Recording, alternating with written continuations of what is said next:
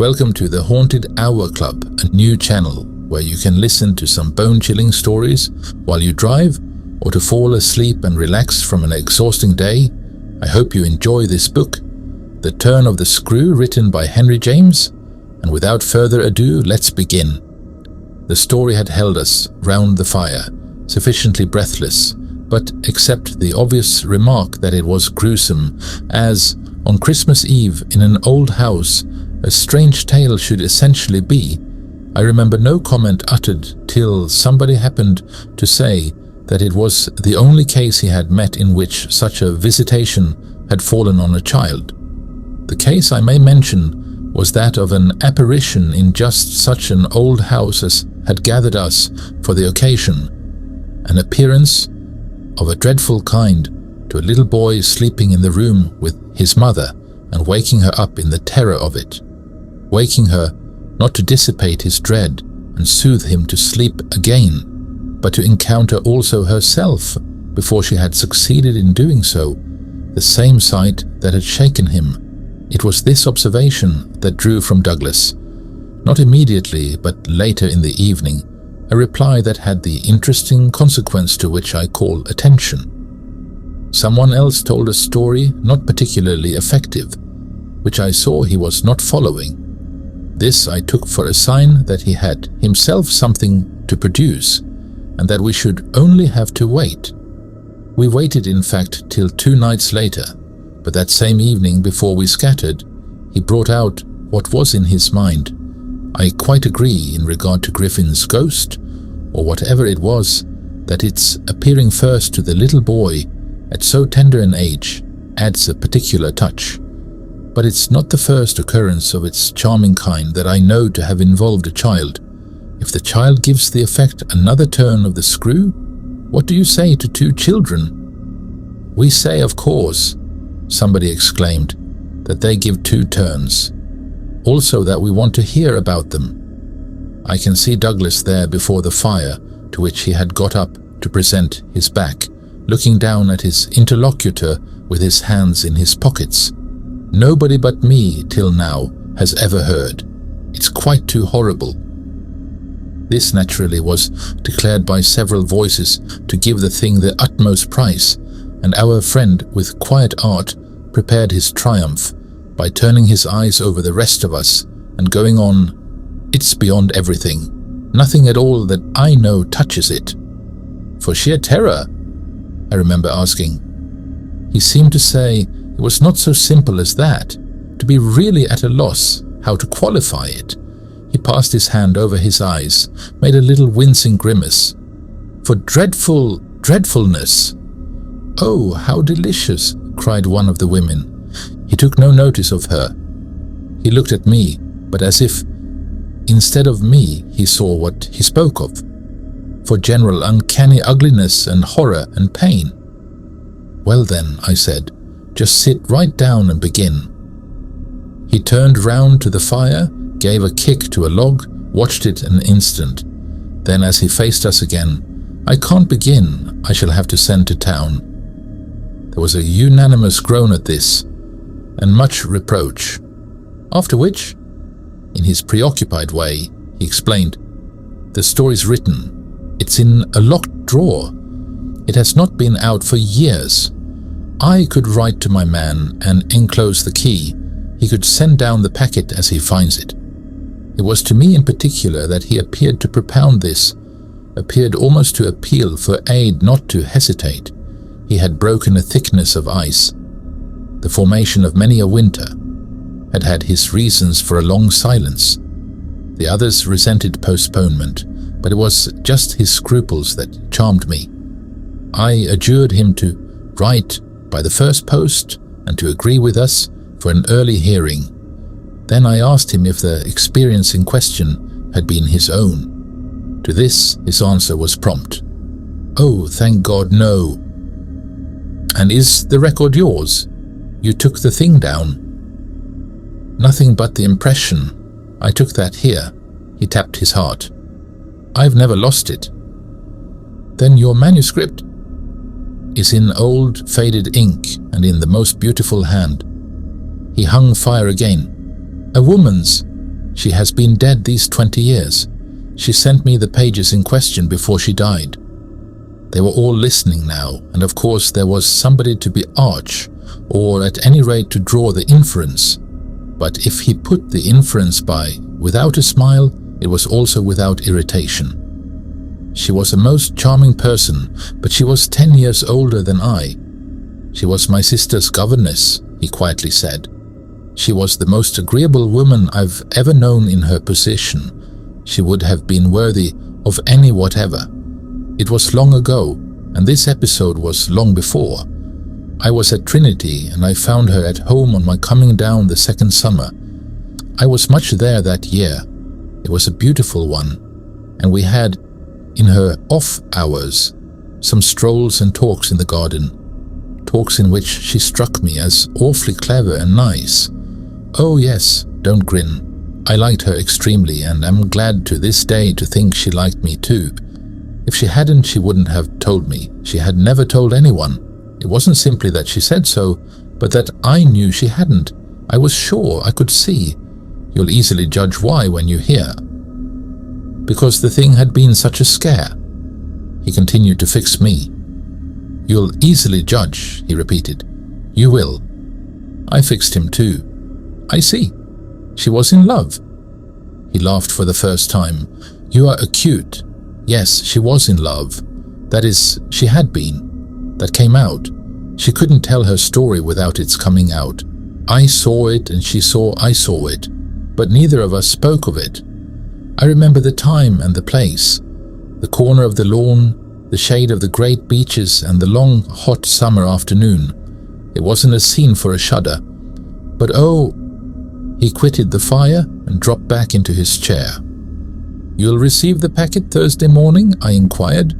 "Probably not till the second post." "Well then, after dinner. You'll all meet me here?" He looked us round again. "Isn't anybody going?" It was almost the tone of hope. "Everybody will stay." "I will." "And I will," cried the ladies, whose departure had been fixed. Mrs. Griffin, however, expressed the need for a little more light. Who was it she was in love with? "The story will tell," I took upon myself to reply. "Oh, I can't wait for the story." "The story won't tell," said Douglas, "not in any literal, vulgar way." "More's the pity, then. That's the only way I ever understand." "Won't you tell, Douglas?" somebody else inquired. He sprang to his feet again. "Yes, tomorrow. Now I must go to bed. Good night." And quickly catching up a candlestick, he left us slightly bewildered. From our end of the great brown hall we heard his step on the stair, whereupon Mrs. Griffin spoke. "Well, if I don't know who she was in love with, I know who he was." "She was 10 years older," said her husband. "Raison de plus, at that age. But it's rather nice. His long reticence." 40 years, Griffin put in, "with this outbreak at last." "The outbreak," I returned, "will make a tremendous occasion of Thursday night." And everyone so agreed with me that, in the light of it, we lost all attention for everything else. The last story, however incomplete, and like the mere opening of a serial, had been told. We handshook and candlestuck, as somebody said, and went to bed. I knew the next day that a letter containing the key had, by the first post, gone off to his London apartments, but in spite of, or perhaps just on account of, the eventual diffusion of this knowledge, we quite let him alone till after dinner, till such an hour of the evening, in fact, as might best accord with the kind of emotion on which our hopes were fixed. Then he became as communicative as we could desire, and indeed gave us his best reason for being so. We had it from him again before the fire in the hall, as we had had our mild wonders of the previous night. It appeared that the narrative he had promised to read us really required for a proper intelligence a few words of prologue.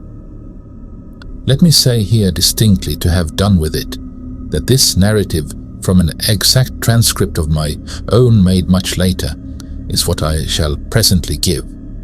Poor Douglas, before his death, when it was in sight, committed to me the manuscript that reached him on the third of these days, and that, on the same spot with immense effect, he began to read to our hushed little circle on the night of the 4th. The departing ladies who had said they would stay didn't, of course, thank heaven, stay. They departed in consequence of arrangements made in a rage of curiosity, as they professed, produced by the touches with which he had already worked us up. But that only made his little final auditory more compact and select, kept it round the hearth, subject to a common thrill. The first of these touches conveyed that the written statement took up the tale at a point after it had, in a manner, begun.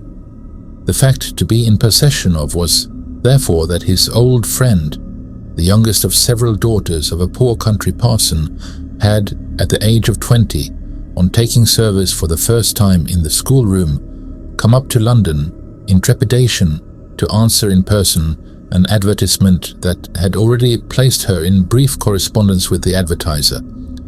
This person proved, on her presenting herself for judgment at a house in Harley Street, that impressed her as vast and imposing. This prospective patron proved a gentleman, a bachelor in the prime of life, such a figure as had never risen, save in a dream or an old novel, before a fluttered, anxious girl out of a Hampshire vicarage. One could easily fix his type. It never, happily, dies out. He was handsome and bold and pleasant, offhand and gay and kind. He struck her inevitably as gallant and splendid, but what took her most of all and gave her the courage she afterward showed was that he put the whole thing to her as a kind of favor, an obligation he should gratefully incur. She conceived him as rich, but as fearfully extravagant, saw him all in a glow of high fashion, of good looks, of expensive habits, of charming ways with women. He had for his own town residence a big house filled with the spoils of travel and the trophies of the chase, but it was to his country home, an old family place in Essex, that he wished her immediately to proceed. He had been left, by the death of their parents in India, guardian to a small nephew and a small niece, children of a younger, a military brother whom he had lost 2 years before. These children were, by the strangest of chances for a man in his position, a lone man without the right sort of experience or a grain of patience, very heavily on his hands. It had all been a great worry, and, on his own part doubtless, a series of blunders, but he immensely pitied the poor chicks and had done all he could, had in particular sent them down to his other house, the proper place for them being of course the country, and kept them there from the first with the best people he could find to look after them, parting even with his own servants to wait on them and going down himself whenever he might to see how they were doing. The awkward thing was that they had practically no other relations and that his own affairs took up all his time. He had put them in possession of Bly, which was healthy and secure, and had placed at the head of their little establishment, but below stairs only, an excellent woman, Mrs. Grose, whom he was sure his visitor would like, and who had formerly been maid to his mother. She was now housekeeper, and was also acting for the time as superintendent to the little girl, of whom, without children of her own, she was, by good luck, extremely fond. There were plenty of people to help, but of course, the young lady who should go down as governess would be in supreme authority. She would also have, in holidays, to look after the small boy who had been for a term at school, young as he was to be sent, but what else could be done, and who, as the holidays were about to begin, would be back from one day to the other. There had been for the two children at first a young lady whom they had had the misfortune to lose. She had done for them quite beautifully. She was a most respectable person till her death, the great awkwardness of which had precisely left no alternative but the school for little Miles. Mrs. Grose, since then, in the way of manners and things, had done as she could for Flora, and there were further a cook, a housemaid, a dairywoman, an old pony, an old groom, and an old gardener, all likewise thoroughly respectable. So far had Douglas presented his picture when someone put a question. And what did the former governess die of? Of so much respectability? Our friend's answer was prompt. That will come out. I don't anticipate. Excuse me, I thought that was just what you are doing. In her successor's place, I suggested, I should have wished to learn if the office brought with it necessary danger to life. Douglas completed my thought. She did wish to learn, and she did learn. You shall hear tomorrow what she learned. Meanwhile, of course, the prospect struck her as slightly grim. She was young, untried, nervous. It was a vision of serious duties and little company, of really great loneliness. She hesitated, took a couple of days to consult and consider, but the salary offered much exceeded her modest measure, and on a second interview she faced the music. She engaged. And Douglas, with this, made a pause that, for the benefit of the company, moved me to throw in, the moral of which was of course the seduction exercised by the splendid young man. She succumbed to it. He got up and, as he had done the night before, went to the fire, gave a stir to a log with his foot, then stood a moment with his back to us. She saw him only twice. Yes, but that's just the beauty of her passion. A little to my surprise, on this, Douglas turned round to me. It was the beauty of it. There were others, he went on, who hadn't succumbed. He told her frankly all his difficulty, that for several applicants the conditions had been prohibitive. They were somehow simply afraid. It sounded dull, it sounded strange, and all the more so because of his main condition, which was that she should never trouble him, but never, neither appeal nor complain nor write about anything, only meet all questions herself, receive all monies from his solicitor, take the whole thing over and let him alone. She promised to do this, and she mentioned to me that when, for a moment, disburdened, delighted, he held her hand, thanking her for the sacrifice, she already felt rewarded. But was that all her reward? One of the ladies asked. She never saw him again. Oh, said the lady, which, as our friend immediately left us again, was the only other word of importance contributed to the subject, till, the next night, by the corner of the hearth, in the best chair, he opened the faded red cover of a thin, old-fashioned, gilt-edged album. The whole thing took indeed more nights than one, but on the first occasion the same lady put another question. What is your title? I haven't one. Oh, I have, I said. But Douglas, without heeding me, had begun to read with a fine clearness that was like a rendering to the ear of the beauty of his author's hand. I remember the whole beginning as a succession of flights and drops, a little seesaw of the right throbs and the wrong. After rising in town to meet his appeal, I had at all events a couple of very bad days, found myself doubtful again, felt indeed sure I had made a mistake. In this state of mind I spent the long hours of bumping, swinging coach that carried me to the stopping place, at which I was to be met by a vehicle from the house. This convenience, I was told, had been ordered, and I found, toward the close of the June afternoon, a commodious fly in waiting for me. Driving at that hour, on a lovely day, through a country to which the summer sweetness seemed to offer me a friendly welcome, my fortitude mounted afresh, and, as we turned into the avenue, encountered a reprieve that was probably but a proof of the point to which it had sunk. I suppose I had expected, or had dreaded, something so melancholy that what greeted me was a good surprise.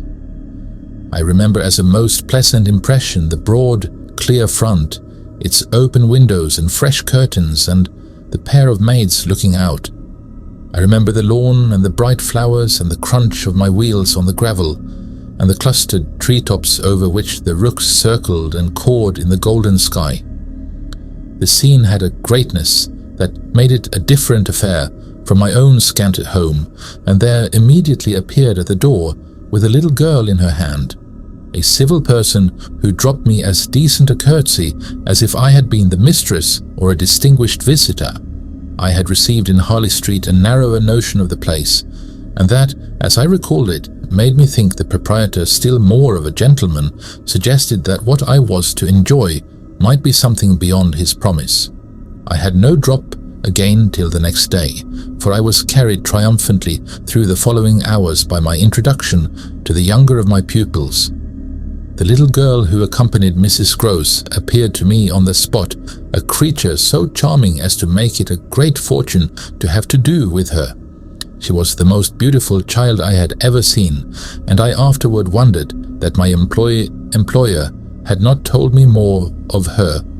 I slept little that night. I was too much excited, and this astonished me too, I recollect, remained with me, adding to my sense of the liberality with which I was treated.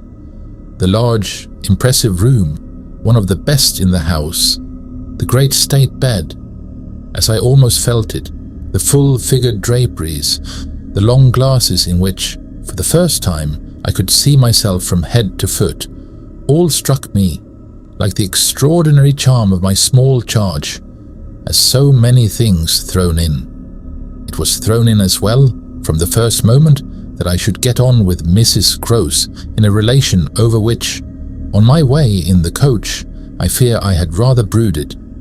The only thing indeed that in this early outlook might have made me shrink again was the clear circumstance of her being so glad to see me.